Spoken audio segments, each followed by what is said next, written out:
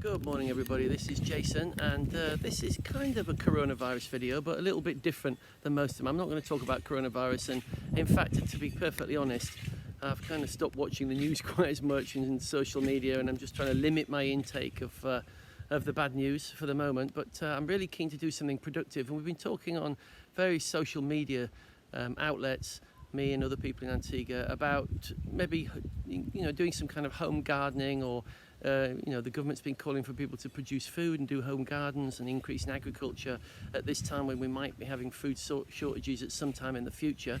For the moment, the shops are full of food and there isn't an interruption to the supply chain, but maybe as time goes on, as lockdown proceeds, maybe it'll become increasingly important to be more self-sufficient in food. And so as part of that, I'm starting my own home gardening project, and I'm putting it on Facebook and also YouTube. This is obviously YouTube, and as an effort to sort of maybe spur other people on and give people something to think about, and also maybe to get some advice, because I am not an expert gardener by any stretch of the imagination.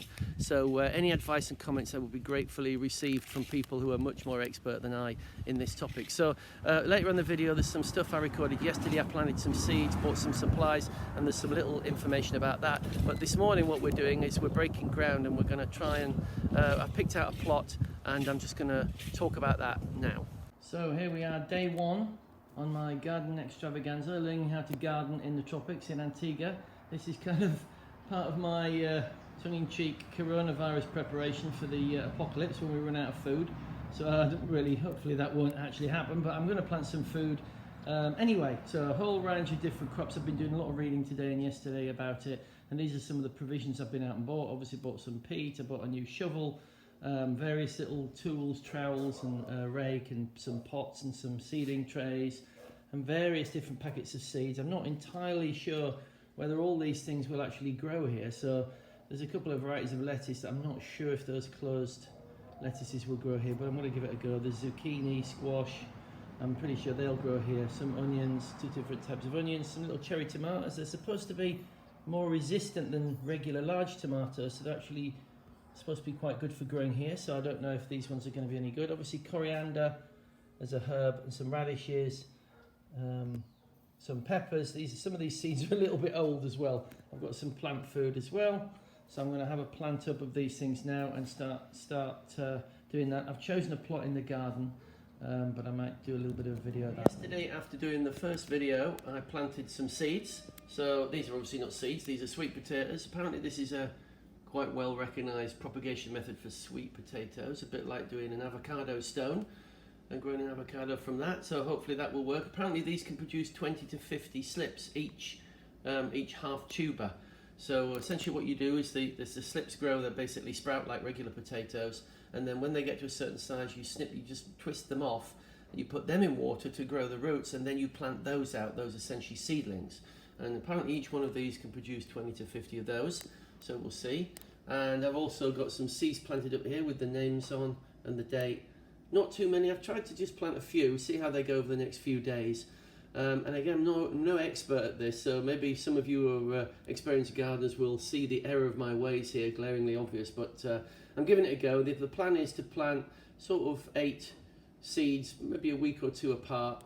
So there's 8 or so. So each of these little pots, some of them have got more than one seed. I wasn't sure how good the seeds were, so some of them have got single seeds like the squash, but some of them have got 2 or 3 seeds like the smaller ones, like the onions and that kind of thing, the lettuce seeds. So we'll see how that goes, and I will report back to everybody as and when I have any results. Oh, and just to say that they're on the windowsill, but they don't really get direct sunlight there. I try to put them somewhere where they're not getting direct sunlight. So they're getting light but not direct sunlight. So I understand that's the way you're supposed to do it. And this is the other thing we did yesterday, planted yesterday. These are just some pots, one full of coriander and one with radish seeds.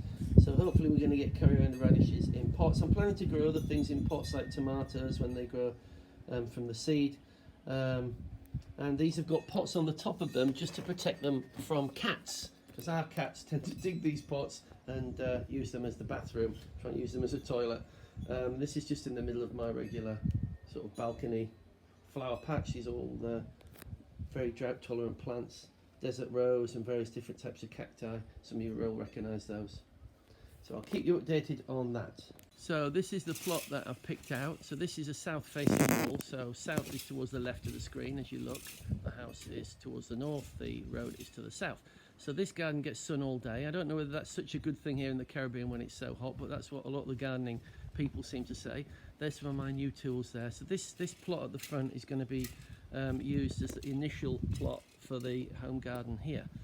I'm just going to turn around and show you the other side. So this is the other side of it, looking from the other end, should I say. That's looking into the sun, and so it's not very easy to see, but just to give you an idea, it's like an L-shaped plot, but we're going to dig the first straight part this morning. That's my father-in-law, Peter. Give me a wave, Pete. Pete's the one who drew the picture that's on the front of this video. I'm going to cut down that tree, and I'm essentially going to follow the line of this existing brickwork and these pavers and stuff, concrete lines here. And I think this is actually quite an ambitious amount of garden. I think if we manage to make it work and I manage to grow vegetables, by all accounts, that's me knocking the spade over. If I manage to make it work, then I think this is going to be plenty of vegetables for a family of 4, and I imagine there's going to be lots left over for other people as well. So let's get some digging done, and I'll do some video later to show you how we got on. So after a day working on this plot, I finally recovered enough after a couple of cups of tea and cooled down enough to actually do a little bit of video to show the progress so far. You can see we trimmed the surface of the garden and removed all the grass as much as we could first before we started, and then we started digging. You see the dog there, Milton? Move out the way, Milton. And then this is the digging that we did. I don't know how impressive it looks, but it was incredibly hard work. Me and Peter, my father-in-law, we worked like crazy people to get it finished. So you can see this is kind of the technique that we use. We basically dug a trench and piled the soil up on the other side, starting at the other side that I just saw then. And then you keep increasing the trench and then piling the soil up. So you've always got a nice sharp face that it's easy to dig down and then turn the soil over. We didn't double dig, we've only dug down 1 spade length or fork length. And it's quite good. The soil is actually very clay-like a lot of Antigua. There's a lot of clay in the flatter areas around the island. So there's clay and there's a little bit of chalk in it. Looks like chalk. The soil at this side of the garden, the left-hand side, is pretty good. A lot of things have been growing in it. It was quite open structure. This side, however, was very clay. So a good portion of it, you see the great big clods of clay still.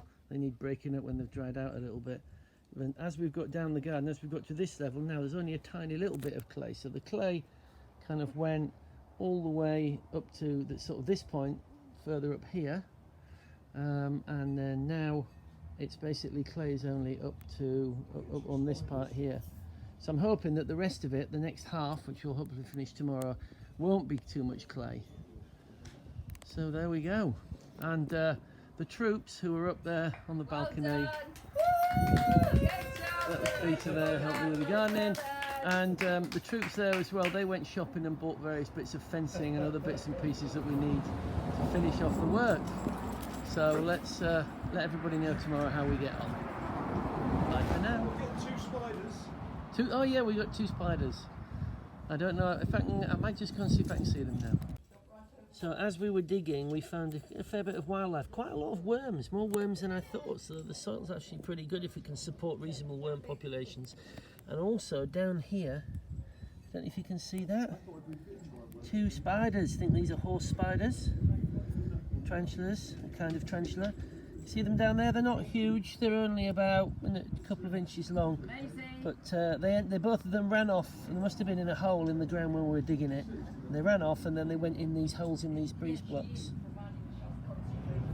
So we have a couple of spider pets now. So I'll see everybody tomorrow.